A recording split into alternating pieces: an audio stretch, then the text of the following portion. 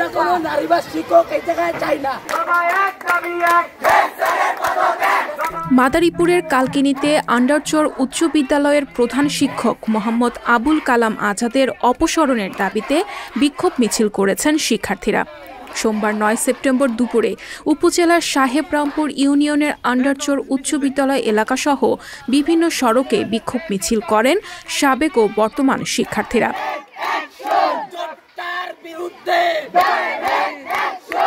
শিক্ষার্থীরা জানিয়েছেন, একাধিক নারী কেলেঙ্কারি, অনিয়ম, দুর্নীতি ও শিক্ষার্থীদের সঙ্গে অসদাচরণ সহ নানা অনিয়মের অভিযোগ রয়েছে প্রধান শিক্ষক আবুল কালাম আজাদের বিরুদ্ধে। তাই শিক্ষার্থীদের এক দফা প্রধান শিক্ষকের পদত্যাগ। কালাম স্যারের মতো কোনো ক্যারেক্টারহীন লোককে স্কুলে আমরা দেখতে চাই না। তার মতো শিক্ষক আমাদের দরকার নাই। সে 2017 সালে একটা মেয়ে কাহিনী ঘটাইছে।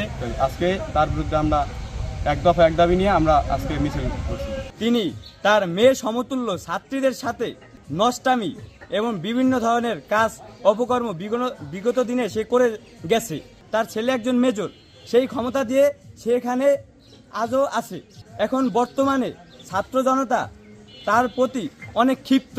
এদিকে শিক্ষার্থীদের আন্দোলনের সময় প্রধান শিক্ষক আবুল কালাম আজাদ বহিরাগত লোকজন নিয়ে বিদ্যালয় দখল করতে আসছেন এমন একটি সংবাদ ছড়িয়ে পড়ে। এতে আন্দোলন আরও তীব্র হয়। শিক্ষার্থীদের সঙ্গে আন্দোলনে যুক্ত হন বিদ্যালয়ের অন্যান্য শিক্ষক ও অভিভাবকরা। এ সময় প্রধান শিক্ষকের একনায়কতন্ত্র ও স্বৈরাচারিতা, অনিয়ম, দুর্নীতি ও অসদাচরণের বিরুদ্ধে প্রতিবাদ জানিয়ে শিক্ষার্থীদের সঙ্গে একাত্মতা প্রকাশ করে তারাও বিক্ষোভ করেন। ওনার নিয়োগ হয় 2013 সালে। উনি মার্চ 6 কি বছর আনে ভালোই চলছিল। এরপরেই শিক্ষক দুর্নীতিতে উনি খুব মাতারও হয়ে গেল। 4-5 জন শিক্ষক দিল, প্রত্যেকজনে 5 লাখ 6 লাখ 4 লাখ এরকম করে টাকা নিয়ে এলাকায় মানে এটা সরাই ফেলায় নিয়োগ বাণিজ্য। হ্যাঁ, নিয়োগ বাণিজ্য। চতুর্থ শ্রেণী কর্মচারী, নিরাপত্তা কর্মী, তারপরে নাইট গার্ড, আয়া একর থেকেও এরকম বিদ্যালয়ের যত ভালো মেয়ে ছিল দেখার মতো সুন্দর, বিভিন্ন কারণে প্রাইভেটের এমনি অন্য বিভিন্ন লাইন করে সে তার কাছে নিয়ে আনন্দ ফুর্তি করতো। হঠাৎ দিয়ে হাজার হাজার মানুষ একবারে পিটাই টিটাই ল্যাংডা ট্যাংডা কইরা একবারে এরপরে পুলিশ এসে তারে নিয়ে গেছে।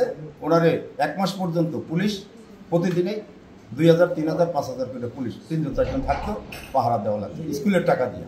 আমি তো 15 সালে জয়েন করছি এখানে, কিন্তু স্টুডেন্টের একটা টিউশন ফি আছে যেটা ভোগ করে ছাত্ররা ভোগ করে, কিন্তু সেই টাকাটা আমরা জানি না কত দূর কি আছে, কোথায় কি আমি পাই নাই। 15 সালের পর আমি যে সহকারী প্রধান, এই যে আপনার 10,000 টাকা হয়েছে, 2,000 টাকা হয়েছে।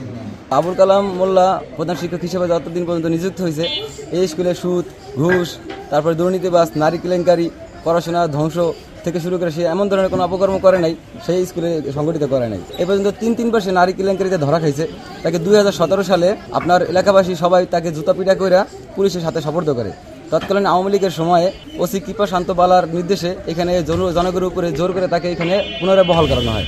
কোনো ছাত্রী মানে এই স্কুলে ভর্তি হইতে চায় না ওনার কুকৃতির কারণে। বর্তমানে এই স্কুলের দুর্দশা।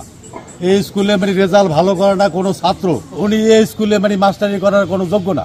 টাকা পয়সা ওই যে দপ্তরি নিয়ে শিক্ষক নিয়ে এই যেসব শিক্ষক মনে করেন একটা এই দপ্তরি যোগ্য না হেই আনে, এই অ্যাসিস্ট্যান্ট পদে 4 লাখ 5 লাখ 7 লাখ টাকা দপ্তরি আনছে। এ বিষয়ে কথা বলতে প্রধান শিক্ষক আবুল কালাম আজাদকে তার মোবাইল ফোনে কল করা হলে তিনি পরে সাক্ষাতে কথা বলবেন বলে ফোনটি কেটে দেন। অপরদিকে আন্দোলনের খবর জানতে পেরে ঘটনাস্থলে ছুটে যান কালকিনি উপজেলা নির্বাহী কর্মকর্তা উত্তম কুমার দাস।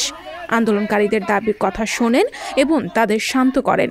পরে আন্দোলনকারীরা উপজেলা নির্বাহী কর্মকর্তার কাছে প্রধান শিক্ষকের বিরুদ্ধে আনিত একটি অভিযোগপত্র প্রদান করেন। প্রাক্তন শিক্ষার্থী, বর্তমান শিক্ষার্থী এবং এলাকাবাসীর পক্ষ থেকে আমি একটি লিখিত অভিযোগ পেয়েছি। আমি লিখিত অভিযোগটি জেলা প্রশাসক মহোদয় বরাবর প্রেরণ করেছি। জেলা প্রশাসকের কার্যালয় থেকে একজন তদন্ত কর্মকর্তা নিয়োগ করা হবে।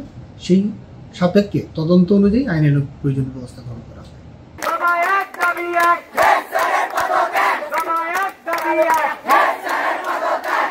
সংবাদ, ফিচার ও অনুষ্ঠানের জন্য ভিজিট করুন সংবাদ প্রকাশের ওয়েবসাইট এবং যুক্ত থাকুন ফেসবুক পেজ ও ইউটিউব চ্যানেলের সঙ্গে।